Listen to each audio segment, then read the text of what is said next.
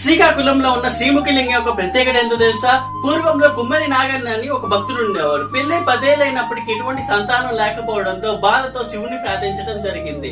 నా కనుక సంతానం ఇస్తే నేను ముక్కు తీర్చుకుంటాను అనగా, అయితే కొన్ని రోజులకి సంతానం అయితే ఇవ్వగా అతను ముక్కు తీర్చుకునేందుకు పెద్ద హుండీలో పాలనైతే శివుడి దగ్గరికి తీసుకురావడం జరిగింది. కానీ ఆ గుడి ద్వారంలో అతను తెచ్చిన పాలకుండి అనేది పట్టలేదు.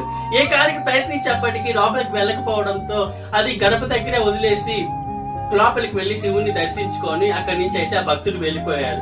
సాయంత్రం అయింది, చీకటి పడింది. తిరిగి మరుసటి రోజు వచ్చేసరికి ఆ బయట పెట్టిన పాలకుండి ఏకానికి గడపకి పట్టగా ఏకంగా లోపల అనేది దర్శనమిచ్చింది అనమాట.